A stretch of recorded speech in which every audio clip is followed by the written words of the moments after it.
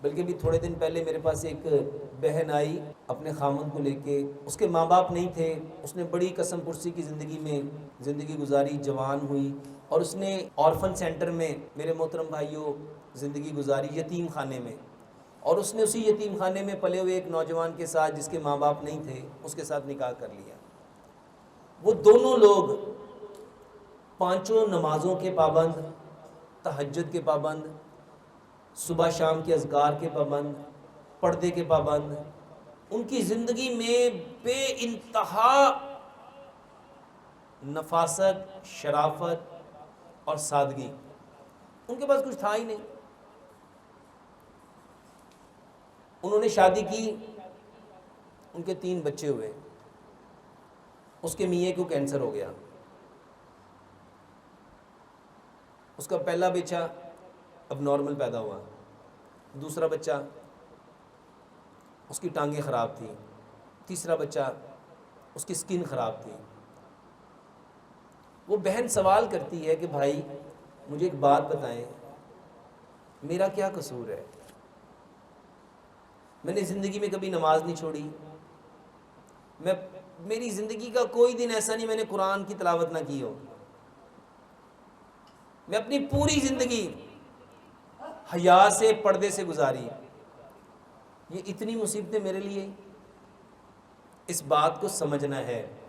یہ جس بھائی کا سوال ہے، میرے محترم بھائیوں، اللہ سبحانہ وتعالی جس کو پسند کرتا ہے نا اس کے اوپر آزمائشیں ڈالتا ہے.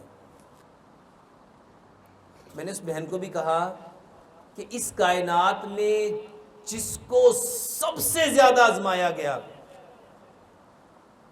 جس کے اوپر سب سے زیادہ آزمائشیں آئیں، وہ کون ہے؟ پیارے پیغمبر جناب محمد صلی اللہ علیہ وسلم. میں نے کہا بہن بتاؤ کیا آپ کی زندگی ان سے بھی زیادہ پاکیزہ ہے؟ نہیں. تو میں کہ اگر ان کے اوپر اتنی آزمائشیں آئیں، سوچو اللہ تعالیٰ تمہیں کس کے ساتھ ملا رہا ہے.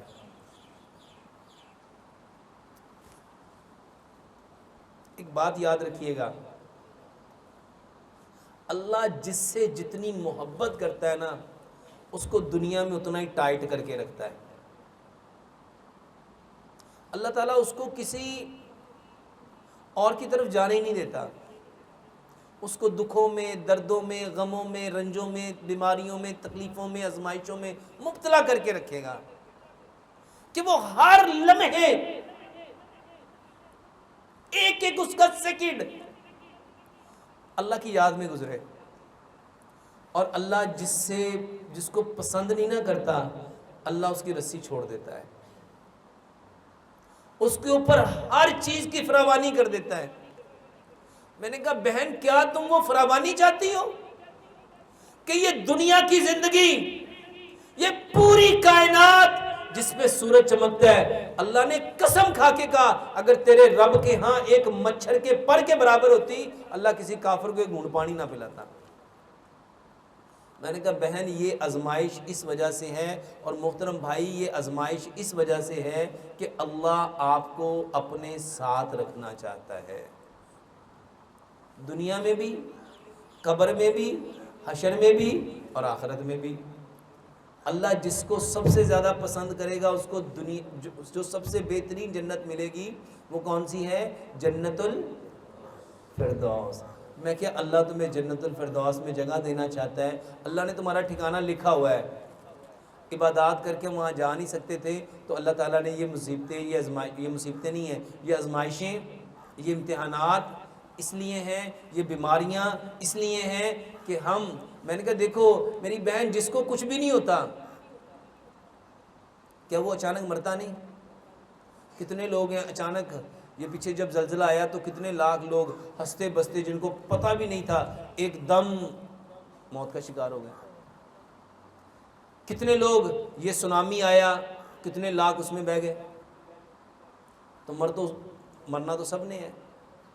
تو یہ آزمائش اس وجہ سے ہے کہ اللہ تعالیٰ جس کے لیے ایک مقام پسند کر چکا ہوتا ہے، اللہ تعالیٰ اس کو اس مقام تک پہنچانے کے لیے ان تکالیف میں مبتلا کرتا ہے۔ ہمیں صرف اور صرف صبر کرنا ہے، صبر کرنا ہے اور صرف صبر کرنا ہے، اور ہر حال میں صبر کرنا ہے۔ اللہ تعالیٰ اس بھائی کے لیے بھی آسانی فرمائے، اللہ اس کو توفیق دے کہ اس کے اوپر جو بھی پرابلم ہے اللہ اس کو۔ میرے محترم بھائیوں، اگر ایسی کیفیت تو اس بہن کو بھی میں نے یہی کہا کہ ماں باپ کے وضو اور غسل کے پانی سے غسل کرو۔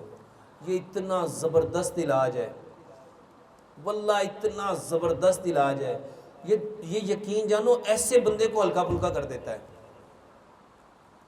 تو یہ جو بھائی ہیں اپنے ماں باپ کے وضو اور غسل کے پانی سے غسل کریں۔ اس نے کہا، بہن نے کہا ہمارے تو دونوں کے ماں باپ نہیں ہیں۔ تو میں نے کہا آپ اپنے خاوند کے وضو اور غسل کے پانی سے غسل کرو، اور خاوند کو کہا کہ آپ اپنی بیوی کے وضو اور غسل کے پانی سے غسل کرو۔ خاوند اپنی بیوی کے وضو اور غسل کے پانی سے بھی غسل کر سکتا ہے، اور بیوی اپنے خاوند کے وضو اور غسل کے پانی سے بھی غسل کر سکتی ہے۔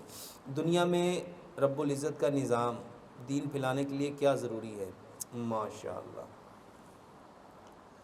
میرے محترم بھائی اور بہنوں، اگر آپ چاہتے ہو کہ اس دنیا میں دین، اسلام، شریعت نافذ ہو، تو اس کے لیے صرف ایک ہی کام ضروری ہے کہ اپنے اوپر دین کو نافذ کر لو۔ کس کے اوپر دین کو نافذ کرو؟ جس نے اپنے اوپر نافذ کر لیا اس کے لیے پوری دنیا میں دین نافذ ہو گیا۔ اور ہم کیا چاہتے ہیں؟ اپنے اوپر چاہتے نہیں اور کہتے ہیں بھائی دوسروں کے اوپر نافذ ہو جائے۔ اگر آپ چاہتے ہو نا کہ دنیا میں دین، شریعت نافذ ہو جائے، تو اس کے لیے کوئی نظام نہیں لانا۔ اگر ہر شخص انفرادی طور پہ دین کو اپنے اوپر نافذ کر لے، اور نبی صلی اللہ علیہ وسلم کوئی نظام نہیں لے کے آئے تھے، انفرادی طور پہ سب کی کیا کی تھی؟ ایک ایک بندے کی تربیت کی تھی۔ میرے محترم بھائیوں، شریعت کو لانے کے لیے سب سے پہلے، اسی لیے اللہ سبحانہ وتعالیٰ نے ایک انسان کو ایک انسان نہیں کہا، ایک انسان کو کیا کہا ہے؟ پوری انسانیت۔ تو اس کے لیے آسان سا حل ہے، اپنے اوپر دین کو نافذ کر لو۔ جتنا آپ اپنے اوپر شریعت کو نافذ کرتے جاؤ گے، آپ کے گھر میں بھی نافذ ہو جائے گی، آپ کے علاقے میں بھی نافذ ہو جائے گی۔ پہلے اپنے اوپر کرو گے تو انشاءاللہ یہ پوری دنیا میں نافذ کر دو۔